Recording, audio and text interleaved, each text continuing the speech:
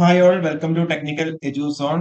അപ്പോൾ നമ്മളുടെ ഡിപ്ലോമ കഴിഞ്ഞ ഉദ്യോഗാർത്ഥികൾക്ക് വേണ്ടിയിട്ട് IOCL പുതിയൊരു നോട്ടിഫിക്കേഷൻ ഇറക്കിയിട്ടുണ്ട്. അപ്പോൾ ഇന്നത്തെ വീഡിയോയിൽ അതിന്റെ കൂടുതൽ ഡീറ്റെയിൽസിലേക്ക് പോവാം.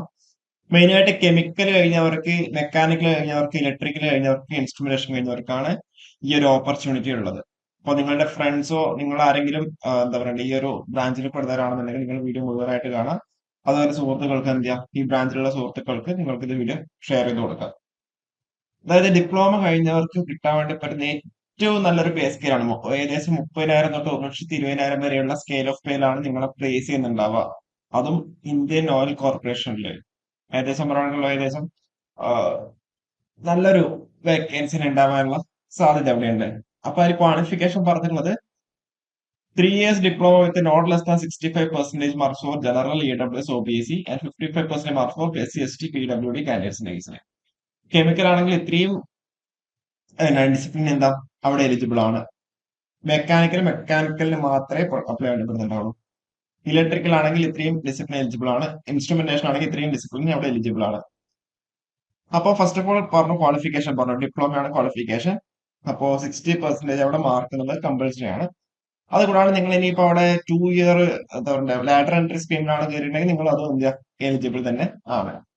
അത് കൂടാതെ നിങ്ങൾക്ക് ഡിപ്ലോമ ഇല്ലാതെ ബിടെക് എംടെക് ഒക്കെ ആണെന്നുണ്ടെങ്കിൽ നിങ്ങൾക്ക് അവിടെ അപ്ലൈ ചെയ്യാൻ പറ്റുന്നുണ്ടാവില്ല. ഡിപ്ലോമ പ്ലസ് ബിടെക് ആണെങ്കിൽ നിങ്ങൾക്ക് അവിടെ അപ്ലൈ ചെയ്യാൻ പറ്റും. ജനറൽ കേസിൽ ഏജ് ലിമിറ്റ് വന്നേക്കുന്നത് 26 വയസ്സാണ്. OBC ST SC ST കാൻഡിഡേറ്റ്സിന് എന്ത് ചെയ്യാം, 3-5 വർഷം സ്വാഭാവികമായിട്ട് അവിടെ ഏജ് റിലാക്സേഷൻ ഉണ്ട്. അപ്ലിക്കേഷൻ ഇന്ന് തൊട്ടാണ് സ്റ്റാർട്ട് ചെയ്യുന്നത്. സെപ്റ്റംബർ 12 തൊട്ട് സെപ്റ്റംബർ 28 വരെ നിങ്ങൾക്ക് വൈകുന്നേരം 5 മണി വരെ നിങ്ങൾക്ക് അവിടെ അപ്ലൈ ചെയ്യാൻ പറ്റുന്നുണ്ടാവും. എക്സാം ഡേറ്റ് അവിടെ വന്നു. ഒക്ടോബർ 31 അവിടെ എക്സാം ഡേറ്റ്. ഒക്ടോബർ 16 എന്ത് ചെയ്യാം, നിങ്ങൾക്ക് അവിടെ അഡ്മിറ്റ് കാർഡ് ഡൗൺലോഡ് ചെയ്തെടുക്കാൻ വേണ്ടി പറ്റുന്നുണ്ടാവും. ഇനിയിപ്പം എക്സാം പാറ്റേണിന്റെ കാര്യത്തിലേക്ക് വരുവാണെന്നുണ്ടെങ്കിൽ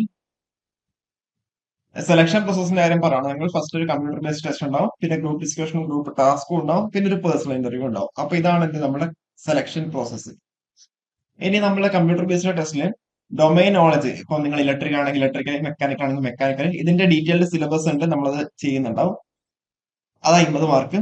പിന്നെ QA 20 mark, logical reasoning 15 mark, English language 15 mark. അപ്പൊ ടോട്ടൽ 100 മാർക്കിനാണ് എന്ത് ചെയ്തേക്കുന്നത് നമ്മുടെ കമ്പ്യൂട്ടർ ബേസ്ഡ് ടെസ്റ്റ് ഉണ്ടാവുക. 1/4 മാർക്കിംഗ് ഉണ്ടാവും. 1/4 നെഗറ്റീവ് മാർക്കിംഗ് ഉണ്ടാവും. 0.25 മാർക്സ് നെഗറ്റീവ് മാർക്കിംഗ് ഉണ്ടാവും.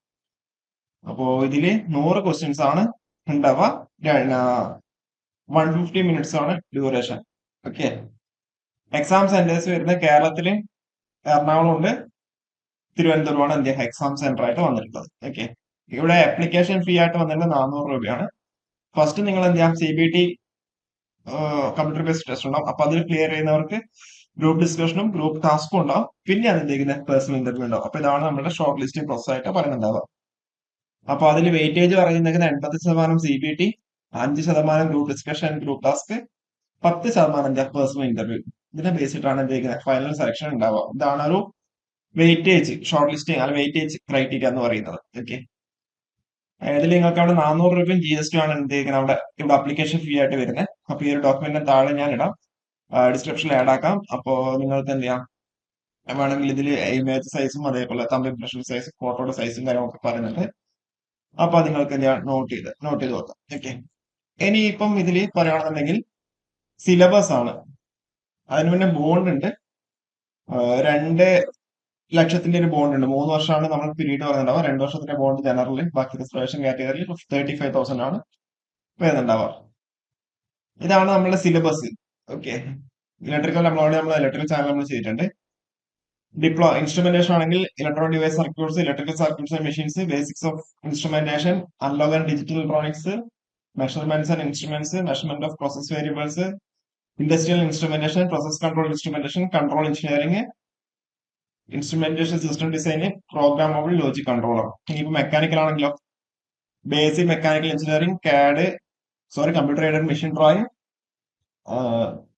material science and engineering, FM and hydraulic machinery, manufacturing engineering, thermal engineering, measurements and metrology, strength of material, advanced manufacturing process, theory of machines and machine mechanisms, industrial engineering and management, design of machine elements, production and operation management, pneumatic tools and systems.